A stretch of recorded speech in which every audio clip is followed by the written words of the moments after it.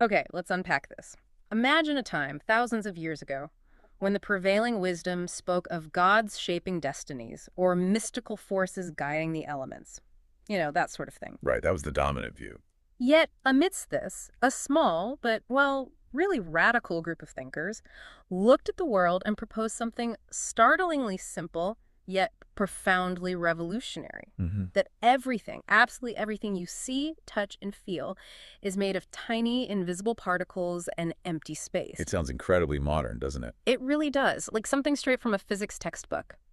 That kind of insight, millennia ahead of its time, is what we're diving into today. We're embarking on a deep dive into the world of the ancient Greek atomists, primarily Leucippus and Democritus. Two key figures, though teasing them apart can be tricky. Exactly. And our mission here is to understand who these intellectual trailblazers were, what their groundbreaking theory of atoms in the void actually entailed, and crucially, how their purely mechanistic view of the universe set them radically apart from their contemporaries. A view that didn't make them universally popular, as we'll see. Right. You'll discover how ideas that once seemed abstract, maybe even heretical, now underpin our fundamental understanding of reality. Yeah, the foundations are surprisingly deep. To guide us, we've drawn from a rich collection of historical and philosophical texts, excerpts that paint a vivid picture of these ancient minds and their lasting, often understated, impact. There's some really fascinating material to work with. So get ready for some genuine aha Mm. moments, because we're about to explore the very foundations of scientific materialism and critical thinking, connecting these ancient ideas directly to the world you inhabit today. All right, so we've set the stage for these revolutionary ideas of atoms and the void. Now let's turn our attention to the minds behind them. Leucippus and Democritus. Exactly. When we talk about the ancient atomists, we're really focusing on those two key figures. And the historical record here presents a truly intriguing puzzle right from the outset, doesn't it? It's an excellent point to start with because one of the most fascinating challenges for scholars is, well, nailing down the historical attribution of their ideas. Who said what exactly? Right. Leucippus, originating from Miletus, is largely credited with initiating the school of thought. He's said to have flourished his fleurute, as scholars say, his peak time around 440 BC. Okay, mid-5th century BC. Yeah. And he's often seen as carrying on that scientific rationalistic philosophy associated with the Ionian intellectual tradition of Miletus. Think Thales and Anaximander. That lineage. That sort of empirical questioning spirit? Precisely.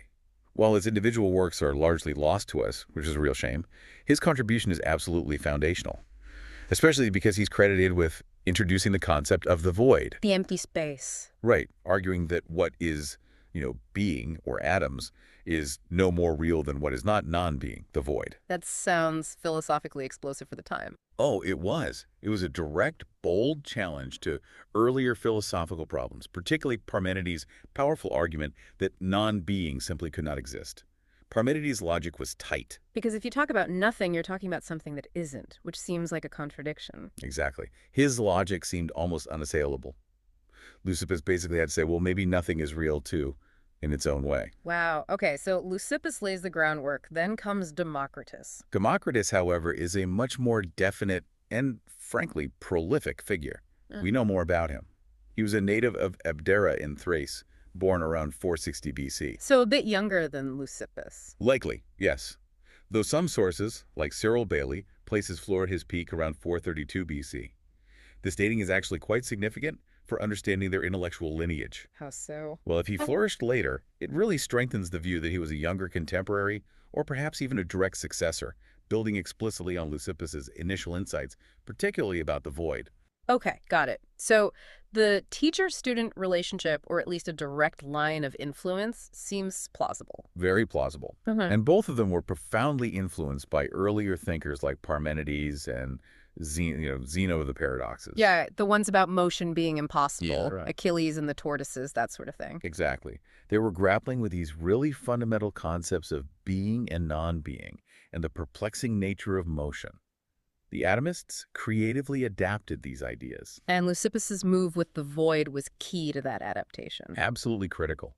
Without that theoretical space, quite literally for atoms to move in, their entire atomic theory, which relies fundamentally on motion and rearrangement, simply wouldn't work under the logical constraints posed by Parmenides. It needed empty space of function. And it wasn't just in the realm of abstract theory that these ideas took shape, was it? Our sources paint Democritus, especially as someone who didn't just sit and think. He traveled. Oh, extensively. Democritus was far from a secluded scholar. He was an adventurer, really, a true seeker of knowledge. Where did he go? He traveled widely throughout southern and eastern lands, including Egypt and Persia, in this relentless pursuit of knowledge. Eventually, he returned to Abdera, but he also made a journey to Athens. So these weren't just holidays. Definitely not. His journeys were absolutely essential to his vast accumulation of knowledge. He absorbed different traditions, different ways of thinking, ideas from across the ancient world, mathematics, astronomy, ethics, medicine, you name it. And that broad exposure must have shaped his thinking. Undoubtedly. This breadth allowed him to compare and contrast various worldviews, which likely reinforced his rationalistic and materialistic tendencies. Seeing different explanations for things probably made him double down on his own mechanistic views. Makes sense. You see alternatives, and it solidifies your own position. Exactly. And imagine, for instance, one encounter mentioned in the sources. Democritus is noted to have met Anaxagoras. Anaxagoras, he's the one with the nonce, the mind, right? Precisely. Consider that conversation. A nascent atomist formulating a theory of a universe driven by blind mechanical interactions, encountering a philosopher who believed mind nous was the primary ordering principle of the cosmos. Wow. Polar opposites. Completely. Anaxagoras posited this intelligent cosmic mind as the ultimate architect, bringing order out of some initial chaos. Democritus was arguing for order arising spontaneously from random collisions. That must have been quite a debate, or at least a very pointed conversation. One imagines. And this kind of intellectual friction often leads to the refinement and strengthening of one's own arguments. The pressure of Anaxagoras' nous, this concept of a guiding intelligence, would have forced Democritus to rigorously defend a universe without such a mind. He'd have to explain how complexity arises without a designer. Exactly. It likely pushed him to elaborate on how random atomic collisions, governed by necessity, could still lead to the complex, ordered world we observe, without resorting to any form of purposeful design. That's a truly pivotal intellectual friction. That's a powerful image. Two intellectual giants, maybe sharpening each other's ideas even through disagreement. It makes perfect sense, then, that someone of Democritus's caliber would be so highly regarded, at least by some, even in his own time. Absolutely. The source quotes the esteemed historian of philosophy, Edward Zeller, a major figure in the 19th century. What did Zeller say? He praised Democritus as superior to all earlier and contemporary philosophers in wealth of knowledge and to most in acuteness and logical correctness of thinking. That's high praise indeed. It really is. This isn't just a casual compliment. It gives you a real sense of the high regard he commanded among those who truly understood his work. It highlights his comprehensive approach. It wasn't just physics and metaphysics. He wrote on ethics, epistemology, even practical advice. And the travel fueled that breadth. It must have. Mm-hmm. It allowed him to collect and synthesize a vast amount of information, leading him to develop this truly integrated, albeit radical philosophical system that was pretty rare for its time. So how did the other great thinkers of their time receive these groundbreaking ideas? Because while Democritus commanded such respect from some, like Zeller later noted, our sources reveal that in one very famous case, he was met with, well, silence. And worse. You mean Plato? Exactly. Plato, arguably one of the most influential philosophers in history, seemingly know nothing about Democritus, or perhaps chose to know nothing. It's a striking omission. And more than that, it's astonishingly reported by the scholar Burnet that Plato actually wished Democritus's books would be burned. Which is just extraordinary and almost unprecedented level of animosity from one philosopher to another, especially given Democritus's undeniable brilliance. Why? What was going on there? This deliberate omission or outright hostility from Plato is incredibly telling.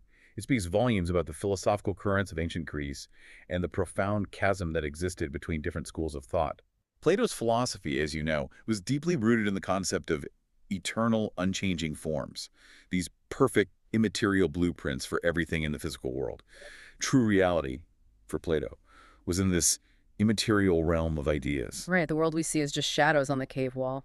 Exactly, and that stood in stark, irreconcilable opposition to Democritus's thoroughgoing materialism. For Plato, a universe reduced to randomly moving atoms in a void with no inherent purpose, no divine guiding intelligence, no hierarchy of forms. would have been anathema. Utterly horrifying, probably. It challenged the very foundation of his belief in a teleological, a purposeful, divinely ordered cosmos, where concepts like goodness, beauty, and justice were objective, inherent realities grounded in the forms. So Democritus's view threatened that whole structure. Completely. The idea that everything, even the human soul and consciousness, was just the arrangement and motion of atoms would have been seen by Plato as a dangerous degradation of reality. It potentially undermined morality, objective truth as he conceived it. Everything. It was an ideological battle of the highest order. A battle Plato tried to win by erasure, it seems. It appears so. But contrast that with Aristotle. Okay, Plato's student. How did he handle Democritus? In stark contrast, Aristotle, another titan, recognized Democritus' significance despite his own profound disagreements. He actually engaged with the ideas. So he didn't ignore him? No.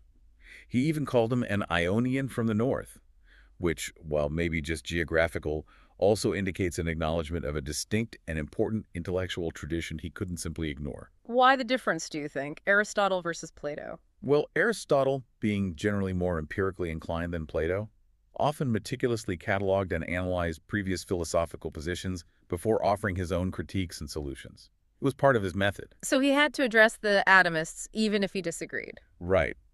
While he certainly disagreed with them on many points, particularly their rejection of final causes, the inherent purpose of things, which was central to Aristotle's biology and cosmology, he couldn't just brush aside a system as coherent and influential as atomism. So this highlights an early split in philosophy. Definitely. A polarization. The atomists' mechanistic materialism was a clear and present challenger to the teleological idealism championed by Plato and, in a different way, by Aristotle. And this ideological battle would echo through intellectual history for centuries, shaping the very questions philosophers and scientists would ask. That's fascinating how one giant tries to erase him, another feels compelled to engage. It truly underscores the revolutionary nature of the atomist's core proposition. It really does. And that core, that truly radical proposition, is simple yet mind-boggling for its time. Everything is atoms and void. Just those two things. It's hard to overstate how revolutionary this concept was. I mean, really try to put yourself back then. Okay. You're living in a world explained by myths, by gods intervening, by the qualities of earth, air, fire, and water, or maybe by Plato's immaterial forms. And then someone proposes that everything you see, touch, feel, rocks, water, air, plants, your particle, is just made up of tiny invisible particles whizzing around in empty space. It basically throws out every other explanation. Completely. It's a conceptual leap that bypassed millennia of intuitive, often mystical explanations. Instead of Zeus throwing lightning bolts or Poseidon causing earthquakes. It's just atoms colliding. Exactly. The atomists offered a purely physical, mechanistic explanation for all phenomena. So what were the details, the fundamental ideas, as the source puts it? Okay, the core is this. Everything is composed of atoms, which are physically but not geometrically indivisible, and empty space, which they called the void. Right, we touched on that. Let's unpack physically but not geometrically indivisible. What does that distinction mean? It's a subtle but crucial point. Imagine a tiny, perfectly solid ball, the atom. You couldn't physically cut it in half with any tool, no matter how sharp. It's the smallest, hardest, most fundamental unit. That's a physically indivisible part. Okay. But in your mind, conceptually, you could still imagine it having parts, a left side and right side, a top and a bottom. It takes up space, so it has dimensions, even if you can't physically divide it. That's the geometrically divisible aspect. Ah, I see. So you can't break it, but you can think about its shape and size. Precisely. And this distinction was vital because it allowed for the idea of atoms having different shapes and sizes. Some might be hooked, others smooth, some spherical, some jagged, some large, some small. Even though they're all made of the same fundamental stuff? Well, they didn't really talk about stuff in that way. The atoms were the fundamental reality. Their differences in shape and size were primary. And this variety in the building blocks was crucial for explaining the incredible diversity of the world from a purely atomic perspective. Okay, so different shapes and sizes explain different materials and objects. That was the idea. Plus, these atoms are unbreakable, eternal. Meaning they weren't created. Right. They always have been and always will be. The source says they are indestructible, that they always have been and always will be in motion, that there are an infinite number of atoms and even of kinds of atoms. Infinite atoms, wow. An infinite number, an infinite void. This implies an eternal fundamental reality, a universe that is not created or destroyed, but simply reorganizes itself endlessly through the motion of these atoms. And this motion is key too, right? They aren't just sitting there. Absolutely critical. It implies a dynamic rather than static universe. For the atomists, these atoms were always in motion within the void. This inherent eternal motion is what drives everything. It allows for the constant rearrangement and interaction of atoms, leading to the formation, change, and eventual dissolution of all the composite bodies we observe. Without motion, nothing happens. So if I'm trying to visualize this, it's like you take a piece of bread, crumble it smaller and smaller, but eventually you hit a point, a tiny particle that simply can't be divided any further. That's their atom. A good analogy for the indivisibility part, yeah. And the space between the crumbs, that's the void. Right. It's a beautifully simple framework, isn't it? But what makes it truly revolutionary isn't just the idea of tiny particles, but the audacity to propose that only these particles in empty space exist. Stripping away everything else, gods, purpose, magic. Everything. It was a direct, head-on challenge to millennia of intuitive belief. And to explain the diversity of the world from just these components, Democritus went further into their properties. Like what? Well, the source notes a quote attributed to Democritus himself. The more tiny indivisible exceeds, the heavier it is. Meaning bigger atoms are heavier. It seems to hint at properties like size, or perhaps density influencing perceived weight. Larger atoms, or maybe more densely packed ones, would contribute more to the overall weight of an object formed by their aggregation. It's an early attempt to link atomic properties to macroscopic ones. And the infinite variety of atoms helped explain everything else. Exactly. The idea of an infinite number of atoms, and even of kinds of atoms differentiated by shape and size, is what allows for the incredible diversity and complexity we see. So rocks, water, air, us, it's all just different arrangements of these atoms. That's the core idea. From the solidity of rocks may be explained by rough, hooked atoms interlocking tightly to the fluidity of water, perhaps smooth, round atoms gliding past each other, or the complexity of living beings. All of it arises, in their view, from the arrangement, entanglement, and interaction of these basic physical units. So the complexity isn't in the fundamental substances because there's only atoms and void. Right.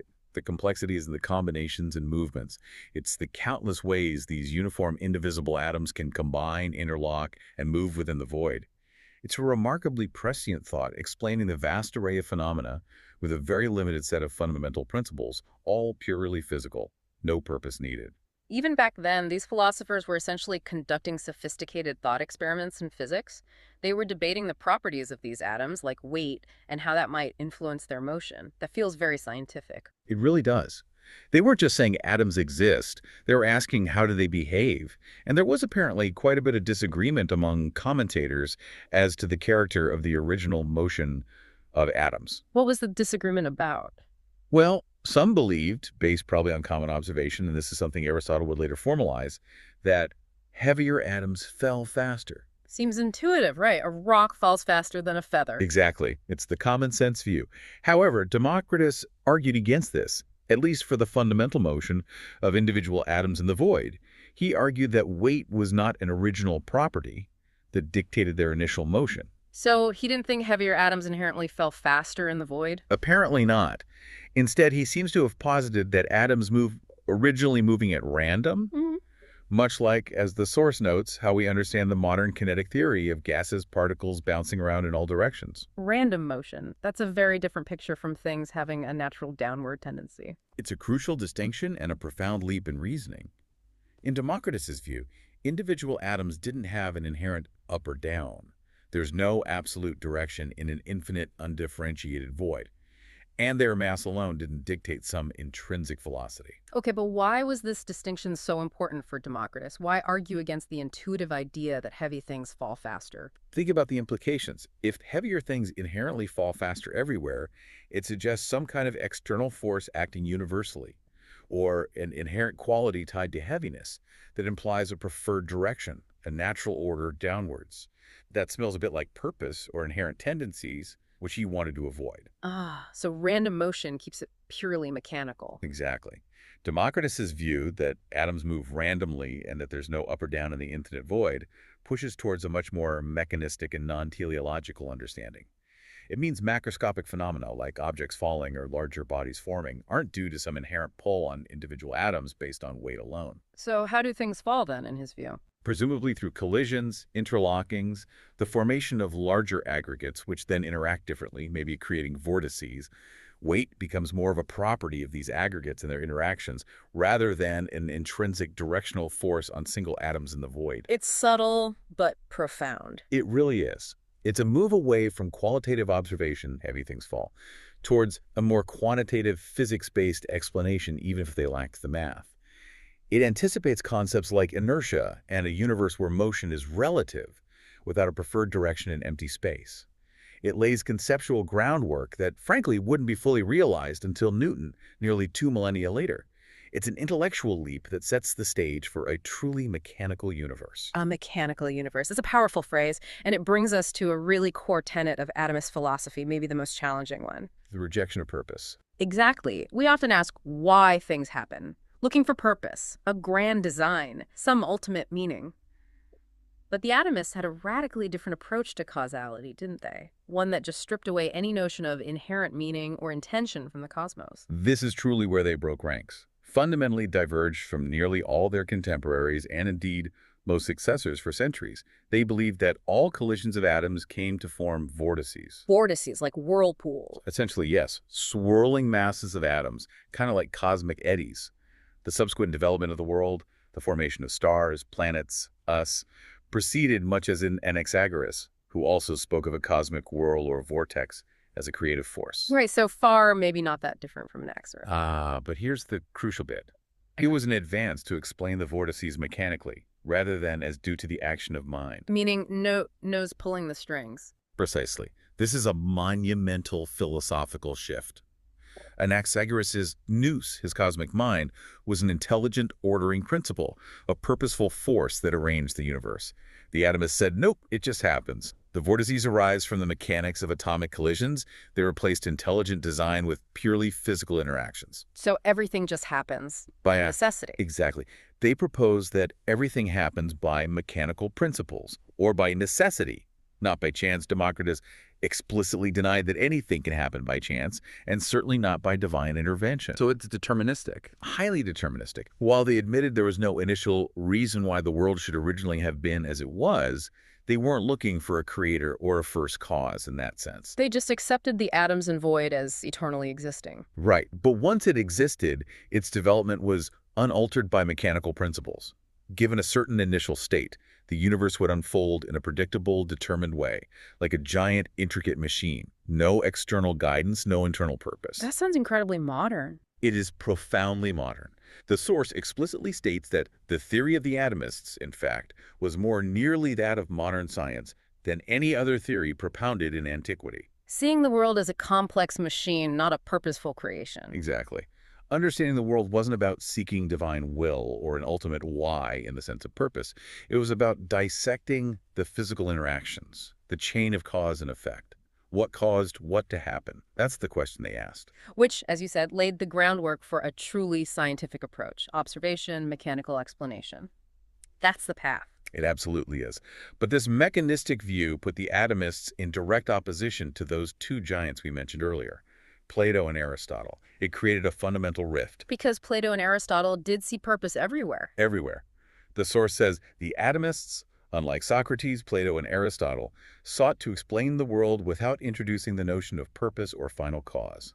This is the defining difference, the absolute crux of the disagreement. Can you elaborate on that? Final cause sounds a bit philosophical. It is, but it's central. Plato and Aristotle championed teleological explanations. Telos means end or purpose. They explain things by their final cause, the end or purpose for which a thing exists or happens. Okay, give me an example. Why does an acorn grow into an oak tree? For Aristotle, it's fulfilling its purpose, its final cause, to become a mature oak. Why do humans have eyes? For the purpose of seeing. Why does it rain? Plato might suggest, ultimately, it serves the good, contributing to the ordered cosmos. They saw purpose baked into the fabric of reality. So understanding something meant understanding its goal or function within a larger design. Exactly. They believed the universe itself had a kind of inherent meaning or design, an ultimate good for Plato, or an internal drive towards fulfillment for Aristotle, toward which things moved. So their answer to why was always about purpose. Fundamentally, yes. What is its purpose? What end does it serve? Whereas the atomist answer to why was entirely different. Theirs was. Theirs focused purely on efficient causes. Would immediately cause something to happen mechanically. One event is caused by another, the other by a third, and so on. A chain reaction. Like billiard balls hitting each other. A perfect analogy. No creator needed to set the table with a purpose in mind. No grand design dictating where the balls should go. Just a sequence of physical interactions governed by necessity. The source says the atomists asked the mechanistic question and gave a mechanistic answer. So rain falls because? Because water atoms, driven by mechanical forces like collisions and maybe vortices, condense and fall due to their physical properties and interactions. Not because it serves a divine purpose or because God willed it. This rejection of inherent purpose leads to a radically different worldview. Completely. It challenged common beliefs about order and meaning. It was directly counter to the prevailing teleological frameworks. And that's why Plato found their ideas so objectionable, almost dangerous, and why they faced such intellectual opposition for centuries. It wasn't just Plato they were grappling with, though, was it? You mentioned earlier they also took on Parmenides. Right, the problem of the void. Parmenides' argument against non-being was a huge hurdle. Remind me again his logic was? Devastatingly simple. You can't logically speak about or conceive of what is not. Therefore, nothing or non-being cannot exist. If non-being can't exist, then there can be no empty space. Reality must be a single, unchanging, completely full block, a plenum. And if there's no empty space? Then how can anything move? To move, something needs an empty space to move into. Parmenides' logic seemed to preclude motion and change altogether. Which is obviously a problem if your theory is based on moving atoms. Yeah, exactly. It posed a massive obstacle. And this is where Leucippus's key innovation truly shines. It was a stroke of intellectual genius, really. What did he do? He daringly proposed that what is, being, atoms, is no more real than what is not, non-being, the void. He basically just asserted the reality of the void. He called it an infinite number of empty places, which allowed for atoms to move. He just declared the void real, despite Parmenides. Pretty much. What's fascinating is the intellectual rigor required to even conceive of this. Parmenides' logic seemed logically irrefutable against the void, and it was reinforced by common sense, too. The source mentions the understanding that where there seems to be nothing, there is air. So a true vacuum seemed impossible. So Leucippus had to argue against logic and common sense? In a way, yes. The atomists' bold move was to posit the void's reality anyway. They essentially had to redefine nothing. They weren't saying the void was nothing in the sense of absolute non-existence, but rather empty space, a different kind of reality from solid matter. It is, but it's the is of emptiness, not the is of matter. Okay, that distinction is key. It's absolutely crucial. It allowed for motion and change, which are fundamental to their atomic theory. Without this conceptual breakthrough, accepting the void as real, their entire system would have collapsed under Parmenides' logical weight. And this distinction between matter and space became important later. Hugely important. This foundational move sets the stage for centuries of scientific and philosophical debate about the nature of matter and space. Think Descartes, Newton, Leibniz, even Einstein, grappling with space-time. Their work allowed for the possibility of a truly empty vacuum, essential for a mechanistic universe where particles move freely, unimpeded. It carved out the arena for physics to happen, you might say. So if everything is just atoms and void, if the universe is this giant impersonal machine, how do we, as conscious beings, fit into this picture? How do we experience the world? How do we see, hear, feel? It seems like a big jump from colliding atoms to, say, the experience of seeing red. It absolutely does, and the atomists tackled these questions with the same rigorous materialism. They didn't shy away from it.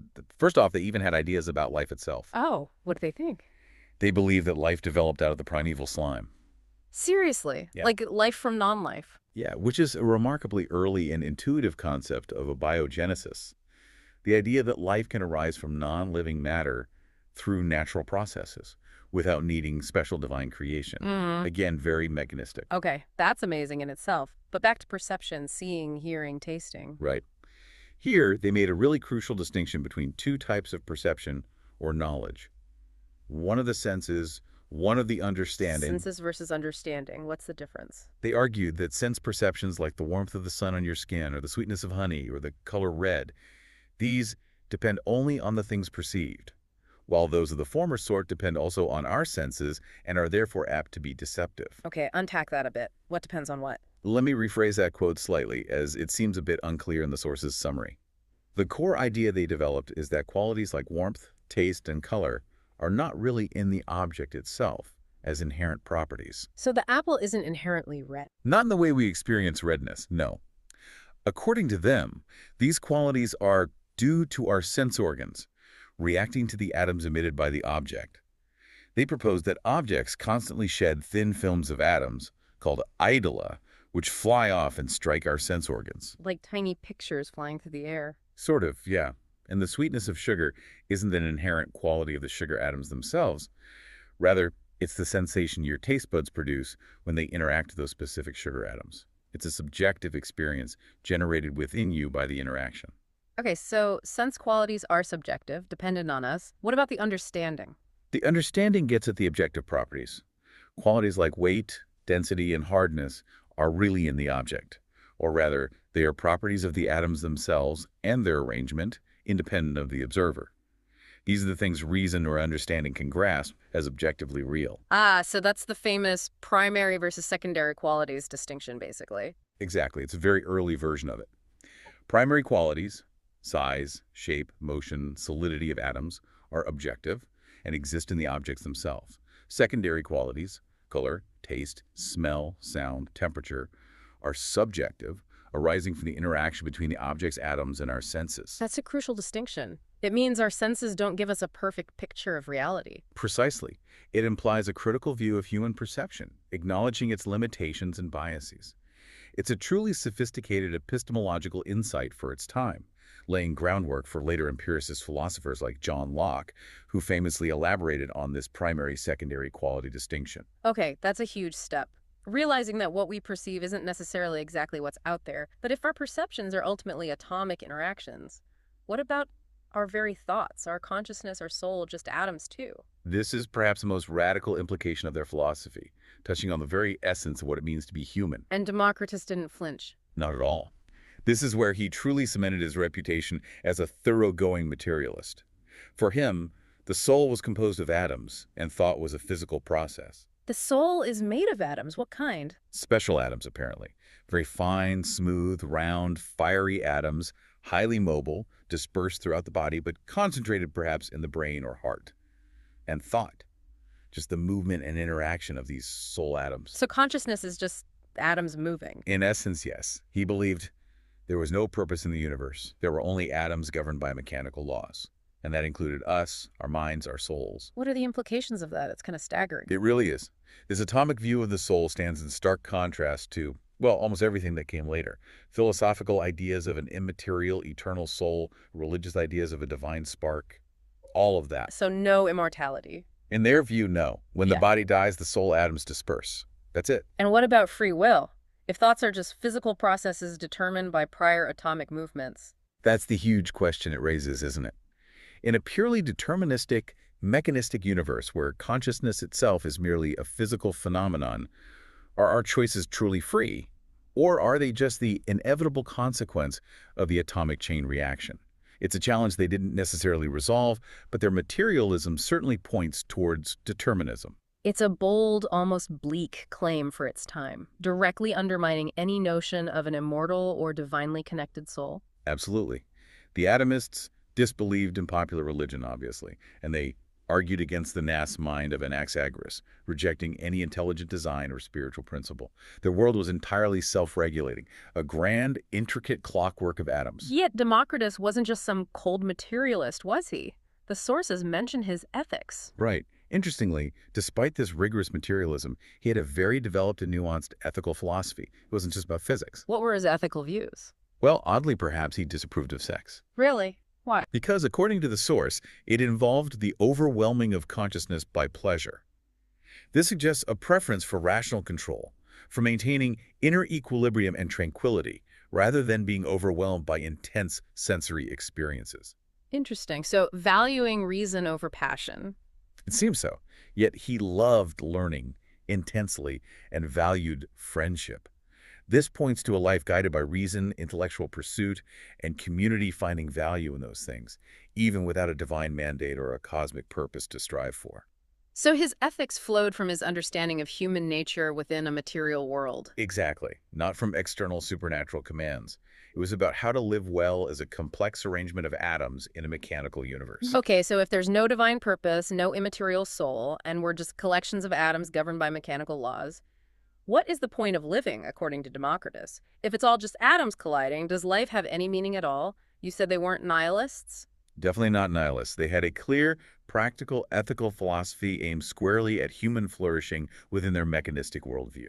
And the goal was? Democritus considered cheerfulness the goal of life, sometimes translated as contentment or well-being. The Greek is euthymia, and he regarded moderation and culture as the best means to it. Cheerfulness through moderation and culture. Okay. So despite their mechanistic view, where everything is technically determined, they promoted a profoundly practical and rational ethical life. Their emphasis wasn't on obeying divine laws or fearing punishment or fulfilling some cosmic destiny. It was about achieving a good state of mind here and now. Precisely, achieving a state of inner tranquility, this euthymia, genuine cheerfulness. And the way to do that was through rational conduct, self-control, like his view on sex suggests, intellectual pursuits, culture, and living harmoniously in society, justice, moderation. So it's a very human-centered morality. Entirely human-centered. Happiness and well-being are attained through understanding your place in the mechanistic cosmos, accepting it, perhaps, and living in accordance with reason to manage your own atomic constitution. Managing your atoms for cheerfulness. In a metaphorical sense, yes. Huh. Achieving a stable, cheerful state, a kind of internal equilibrium, by using reason to guide your actions and desires. And this extended to society, too. Oh, yes. It wasn't just about individual navel-gazing. The source quotes him saying something quite powerful. Poverty in a democracy is as much to be preferred to what is called prosperity under despots as freedom is to slavery. Wow. Strong words. Very strong. It underscores their commitment to civic virtue, individual liberty, and a just society. It shows that their materialism didn't lead to some anything-goes amorality or chaos. Quite the opposite. It led to a rational case for freedom and democracy. Exactly. It suggests a clear vision of human flourishing that emphasizes autonomy, reason, and a well-ordered community as essential components for achieving that individual goal of cheerfulness. It all aligns perfectly with their rationalistic tendencies, seeking logical, practical solutions to both cosmic and human problems. It's absolutely astonishing when you step back how many of their core ideas sound so, well, modern. Conceived thousands of years ago, yet they resonate with concepts from science textbooks written yesterday. It's truly remarkable. The intuition, the power of abstract thought to leap so far ahead of empirical evidence is just stunning. Like, what specifically jumps out as sounding modern? Well, the source states that the atomistic theory was revived in modern times to explain the facts of chemistry. And it points out that these chemical facts, like elements combining in fixed ratios, were not known to the Greeks. Yet their theory provided the perfect framework. Because chemistry deals with fundamental units combining, right? Exactly. The idea that different substances are made of different kinds or arrangements of fundamental indivisible particles provides a perfect conceptual model for chemical elements and compounds. Even though the Greeks had no clue about chemical reactions or stoichiometry, their atomic theory offered a robust foundation that could later accommodate these discoveries almost seamlessly. And in physics, too. Oh yeah.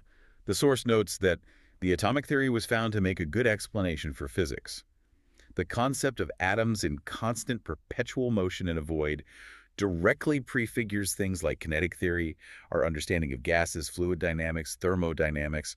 The list goes on. That random motion idea was key there. Absolutely. And what's truly fascinating is the sheer foresight. Their ability to conceive of fundamental particles in empty space provided an intellectual framework for understanding the material world without needing supernatural explanations. That move itself was utterly radical and pointed directly toward the scientific method. Relying on observation and mechanical explanation. Right, not appeals to divine will or inherent purpose. The source even briefly touches on the discovery that there is something notably light waves and acknowledges this is an anachronism for ancient Greece. They obviously didn't know about light waves. Of course not. But the point is, they're foundational concepts. Discrete particles moving in a vast, empty space proved flexible enough to eventually be extended or adapted to explain complex phenomena discovered much later, even if the specifics, like wave-particle duality for light, were far beyond their grasp.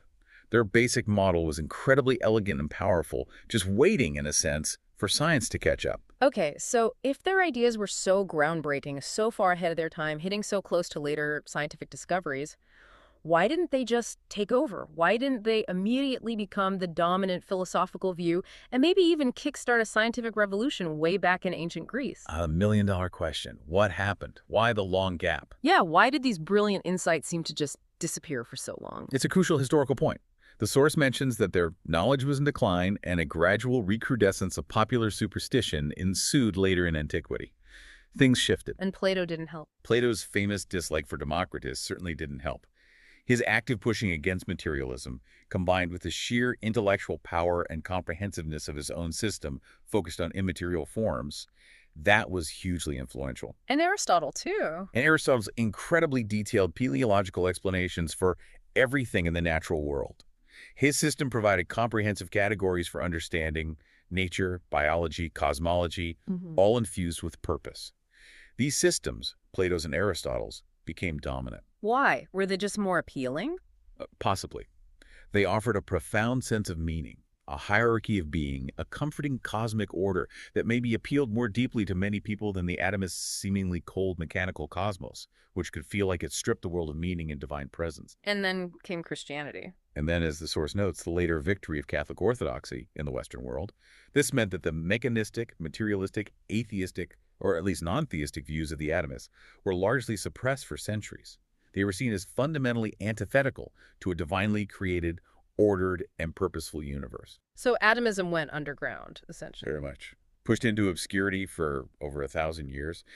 It wasn't until the Renaissance, with its renewed interest in empirical observation, its questioning of established dogmas, and crucially, the rediscovery and translation of classical texts. Including texts that mention the atomists. Exactly. That a renewed outlook emerged. This changing intellectual climate allowed these old ideas to regain the vigor and independence that characterized the predecessors of Socrates, as the source puts it. Who were the key figures in reviving it? Figures like Pierre Gassendi in the 17th century explicitly drew from Epicurus, who had adopted and adapted atomist ideas, and through him back to Leucippus and Democritus. Gassendi worked hard to reestablish atomism as a legitimate and powerful explanation for the physical world. Did he make it compatible with religion? He did, often by arguing that God created the atoms initially and set them in motion, thus making atomism palatable again within a Christian framework. This historical suppression and later resurgence is fascinating. It underscores how deeply the intellectual and cultural climate dictates which ideas flourish and which lie dormant, often for incredibly long stretches, just waiting for the right conditions to reawaken. It's incredible to think of these ideas just lying there dormant, waiting for centuries, only to burst forth again and become foundational for modern science. The atomists weren't just some historical curiosity. Their work laid essential groundwork. Absolutely. They drew a direct line, even if it was buried for a long time, from ancient Greece to the scientific revolution and beyond. How direct was that line? Does the source connect them explicitly to later scientists? It does. It explicitly connects Leucippus and Democritus to later giants like Newton. It states that they stood, as Newton maintained, for the idea of extended body, the fundamental concept that matter occupies space and has physical dimensions. Which is pretty basic for physics, right? Absolutely foundational. This idea that reality consists of extended, impenetrable bits moving in empty space was critical for Newton's mechanics. Without that underlying assumption of discrete, extended particles, much of classical physics simply wouldn't make sense. Any other connections mentioned? Yes, it notes that Descartes, another pivotal figure, believed extension of matter, basically, the spatialness, was its very essence. This concept is directly traceable to the atomists' view of atoms as fundamentally extended things occupying space. So the distinction they made between matter and space was key. Critical. The fundamental distinction between matter and space that they proposed became crucial for understanding physics, allowing for the development of concepts like vacuum and the precise laws governing motion in space. And this connects to later debates, too. Definitely. If you think about the bigger picture, the intense debate between Newton and Leibniz in the late 17th, early 18th century about the nature of space itself. What was their debate about? Whether space was an absolute real container, existing independently of the things in it, which was Newton's view, and aligns very closely with the atomists' concept of the void as a real entity. Okay. Or whether space was merely a relation between objects, not a thing in itself, which was Leibniz's view. This fundamental disagreement directly echoes the atomists' foundational ideas about matter and space being distinct realities. So these ancient Greek ideas were still being debated almost 2,000 years later at the birth of modern physics. Absolutely. And of course, modern physics itself, with its understanding of subatomic particles, quarks, electrons, etc., and the truly vast emptiness of space, even within atoms, it confirms the remarkable intuition of these ancient thinkers. Even though atoms aren't technically indivisible like they thought. Right. We now know atoms can be split, and there's a whole complex subatomic world. But the core idea of discrete, fundamental, at some level, particles moving in a void, or field, or space-time remains foundational to our scientific understanding. There's a final quote in the source that sums it up nicely. Yes, it concludes beautifully. The modern view, we're actually the first to say distinctly that a thing might be real without being a body. Meaning the void, empty space is real? Exactly. This highlights their truly revolutionary insight into the nature of existence itself, that empty space, the void, isn't just the absence of matter, but a real entity, just as real as the solid atoms that move within it. This radical shift allowed for a truly physical and mathematical understanding of the universe, paving the way ultimately for everything from classical mechanics to quantum physics and our contemporary understanding of the cosmos. They opened the door. So what does this all mean? We've just taken a deep dive into the truly radical world of the atomists, Leucippus and Democritus. It's quite a journey back in time. It really is. From their concept of an indestructible, moving atom, infinite in number, jostling in an equally real infinite void, to their insistence on a universe governed solely by mechanical principles, by necessity, without any divine purpose or intervention. their ideas were not just ahead of their time, they were centuries, millennia ahead of their time. They fundamentally challenged the prevailing wisdom of their era. They really did swim against the current. And in doing so, they laid essential groundwork, even if it was buried for a long time, for the scientific revolution that would eventually come. They gave us a glimpse into a world explained purely by natural laws. You've now traced the very roots of scientific materialism, understanding how these fundamental questions about reality, what is stuff made of, is there empty space, is there a purpose, were first debated. And how answers that seemed radical, even perhaps dangerous, once suppressed, can resurface centuries later to profoundly shape our entire worldview. It's a powerful testament to the enduring power of radical thought and the slow, often winding path of human inquiry, isn't it? Absolutely. Which leads us perhaps to a final thought for you, the listener, to ponder. Okay. This profound journey through the atomists' universe, their starkly mechanical cosmos, it leads us to a fascinating personal reflection. If they were, in some fundamental way, profoundly right. If the universe is solely composed of atoms and void, governed only by mechanical principles, with no inherent purpose woven into its fabric beyond the collision of particles, Does that change how you view your own purpose? Or the meaning you find or perhaps create in the world? Is purpose something we simply discover, something already out there waiting for us in the design of things? Or is it something we actively create for ourselves within the vast, seemingly indifferent cosmos that Leucippus and Democritus described? Something profound to mull over until our next deep dive. Thanks for joining us.